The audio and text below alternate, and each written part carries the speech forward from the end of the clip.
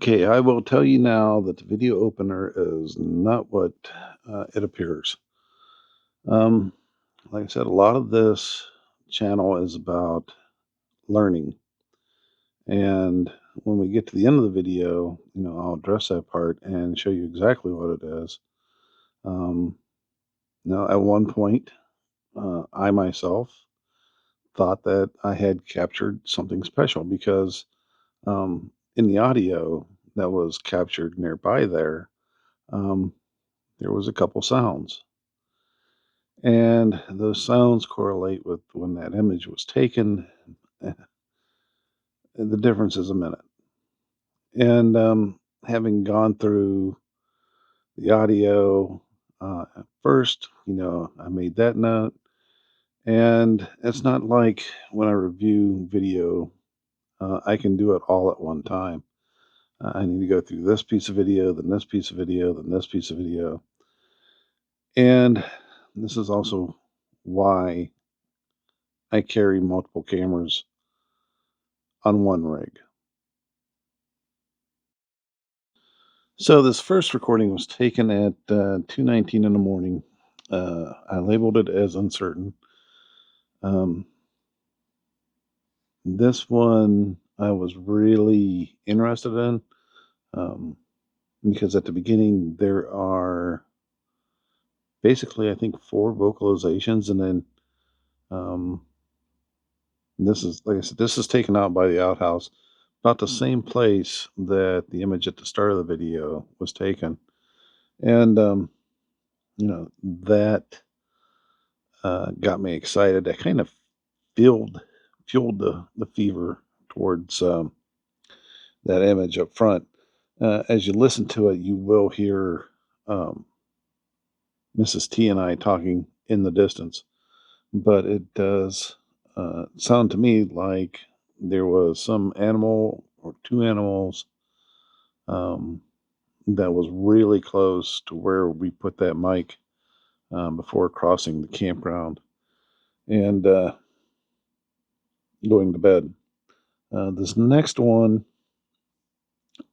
it is a very interesting vocal. If you see yellow, this comes from the parking lot area. And point this out right now. Uh, when they're labeled in the white font, that is across on the far side of the campsite, uh, where the outhouse was. Yellow is the parking lot. And again, they both happen really close together. And I can't say it wasn't somebody else in the mix, but I did find them interesting. Um, so have a listen.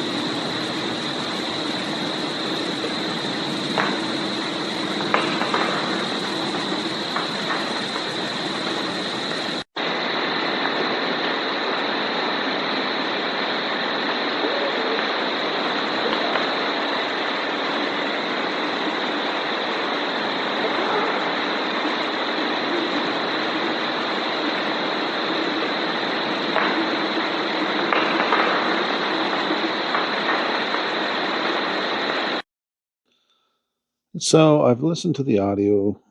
I know acoustically what happened, or at least what acoustically was captured. And I start reviewing video. And the video I start with um, is the thermal. And at this point here, we are going out and about, and it's 2:17 in the morning. Mrs. T and I are putting out the audio recorders for the night, and we make the trek out to the outhouse, and I'm watching the video. Which, by the way, this is a daunting process if you've never done it, and should be coming up on it.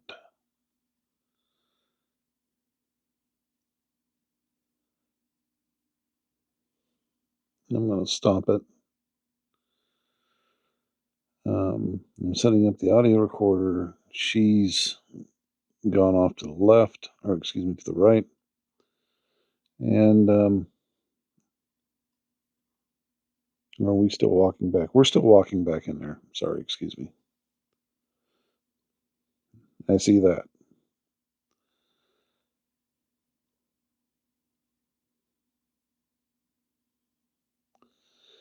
And scrub a little bit.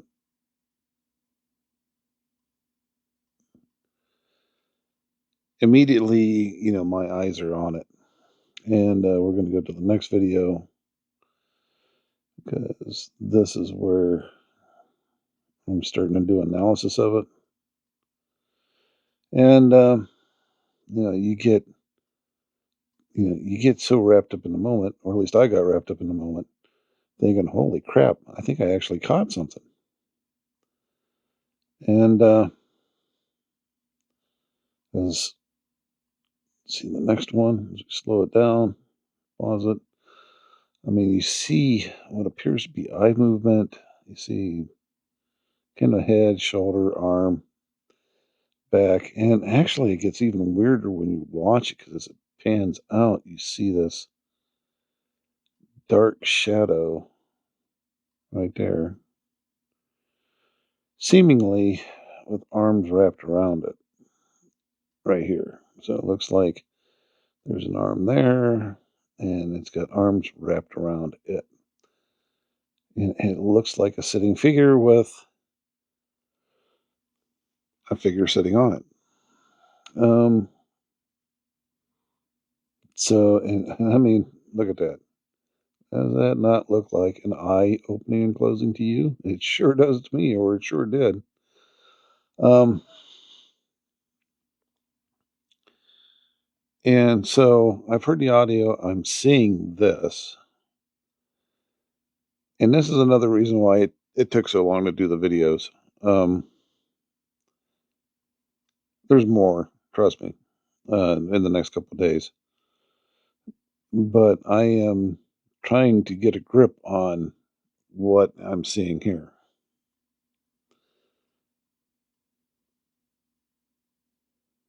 I mean, it is.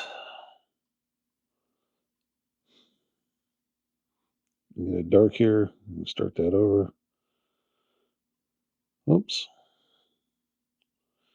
I mean, for all purposes,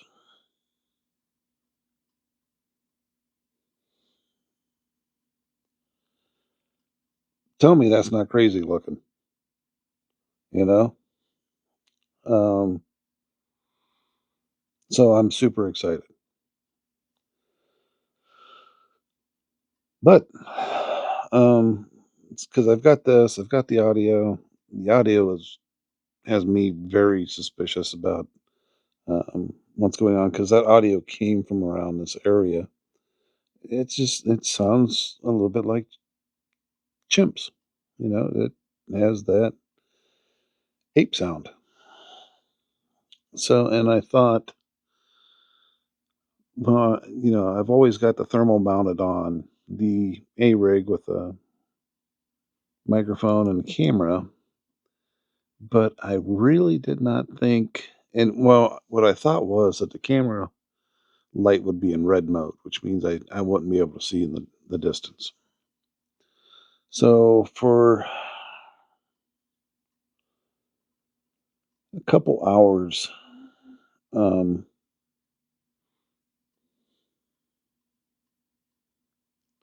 I'm pretty much in shock. All right. So I'm going to switch. Now, much to my delight and, you know, unfortunately, happy bubble burst, I am actually running white light with the camera on the GoPro while the thermal is recording. And just to give you a heads up, I am looking around that area, setting the camera down or whatever as I'm setting the audio recorder for the night. And then we start walking back. So I know time. Pause that. I know time. I know what's going on. What I need to do at this point is take the thermal footage and somehow compare it to the white light footage.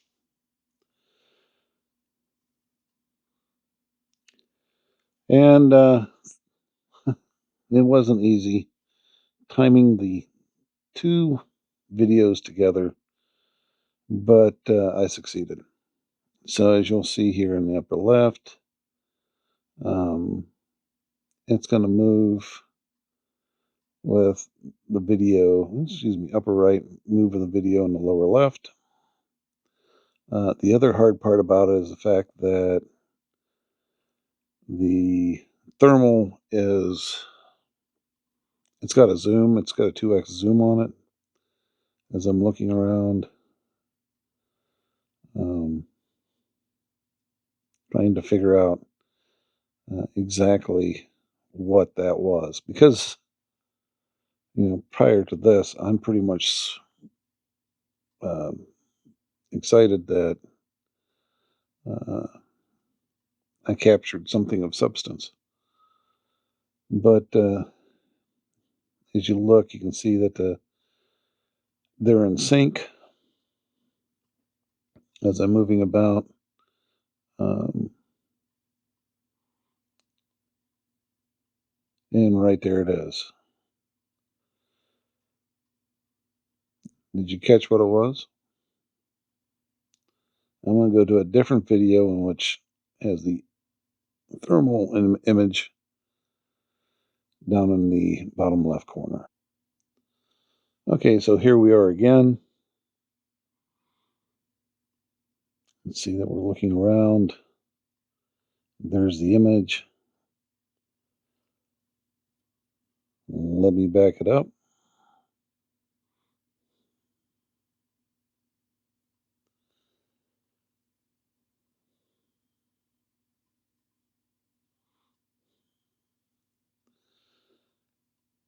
And there we have it.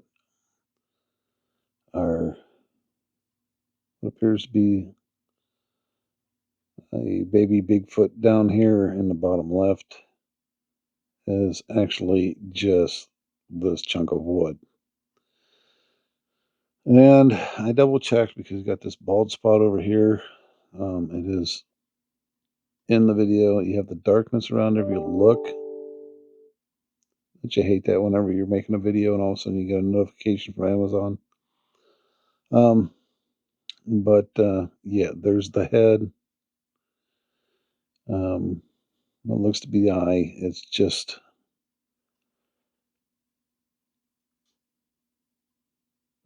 a 3D world being transmitted in 2D in a fashion that doesn't make any sense. Um, the eye shine, or what looks like eye glow, since you don't have anything reflecting or anything coming out of a thermal, is either something residual in this part of the stump or it's insects. So That was, a huge lesson learned that even if you catch a piece of material that makes you think, hey, this is really good, uh, to question it, go back, check it out, look it over, find the answers. Like I said, this is why I run two cameras at all times. Even if it's a thermal camera, normally, preferably, I would like to have a full spectrum along with a regular camera, along with a thermal camera. Um, and this is visually why I run multiple sources of audio, because one piece can tell you something completely wrong. And that has happened. And this time, this is the second time visually um, that something was wrong. The first time I can think of is in West Virginia. In that particular situation, I had my eyes, I had a moving camera on my head, I had a static camera on the ground, all three looking in the same area. My eyes, the helmet cam, and the static cam told three different stories. Oops. Hopefully, I didn't make too much noise bumping the phone like that. But yeah, it wasn't a Bigfoot. It was a thermal stump squatch.